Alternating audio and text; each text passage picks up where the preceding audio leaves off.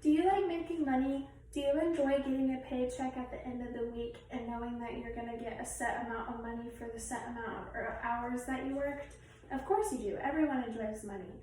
But when you're a server, it's a little bit different. We actually don't get paychecks. We only get tips from the customers that come in and sit down at the restaurant that we're working at. So it's a little bit harder for servers to make money because they have to do really, really good to be able to get a good tip and have enough money at the end of the month to pay for their bills and etc. Now you may be thinking, well, I don't want to leave a tip, but leaving a tip isn't as bad as it seems if you have this mindset when going to sit at a sit-down restaurant. If you go into a restaurant and you buy two $10 meals and in your head you're thinking, okay, my bill's going to be about $25 including tax. That's actually the wrong kind of mindset to have because you're not including the tip that you're going to be leaving your server.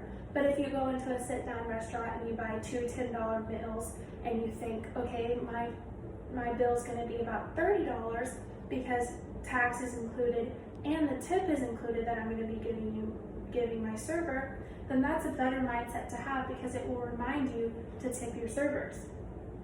Servers go through a lot. We have to be very, very happy all the time, even when our customers aren't the nicest people or even when we're having a bad day, because it's literally in our job description to smile. So today I'm going to be talking to you about why it should be mandatory to tip and how to tip correctly. Let's begin with why it should be mandatory. According to the U.S. Bureau of Labor Statistics, the average salary of a waiter is $26,800 a year, tips included, but servers only make about $2 an hour. This is actually kind of crazy to me that servers only make about $2 an hour because we work our butts off. That's the nicest way I can put it. And to explain to you what a normal shift looks like to a server, I came up with 13 steps to show you. So step number 1 is clock in. Step number 2 is get sat. Step number 3 is introduce yourself to your table very nicely, like I stated before. Step number 4 would be to get their drinks. And then step number 5 is get their food order. Step number 6 would be put in their food into the computer so the kitchen can get it. And then step number 6 would be refills, refills, refills, refills, refills, because your customers will always need refills because everyone likes to drink their soda very fastly. Step number 7 is conversation. Just have conversation with them while they're waiting on their food. Get to know them, tell them a little bit about yourself, get that personal relationship with them, because that's a really good tip to being a good server. Step number 8 is get food from the kitchen. And then step number 9 is grab any extras that your customer may need, like salt, pepper, ketchup, extra ranch, whatever they ask for. Step number 10 is to check in on them at least 2 times while they're eating their food. Check in on them to make sure that everything came out correctly, and then also to see if they need anything else like refills, because I guarantee you they probably do. And then step number 11 is to cash them out. And step number 12 is to put in the tip if there is one. And then step number 13 is to help the bussers clean off the table so that way you can get sat and do it all over again. Now this may not seem very hard to you, but imagine doing all 13 of these steps and sometimes more depending on the table that you have, and taking care of like 3 or 4 other tables on top of that. So you're doing these 13 steps with 4 different tables with people that all need something completely different. You have to be on your A game all the time. You have to be fast, you have to be nice, you have to remember everything, which can be really hard. This is why tipping should be mandatory. But moving on to how to tip correctly, according to the article How Much of a Tip Should You Leave by Lorianne Leon from Consumer Reports, she says, if the tax on a $47 tip is $4.70, take that and double it, and then round it up. The tip would be $10, and that would be a 20% tip.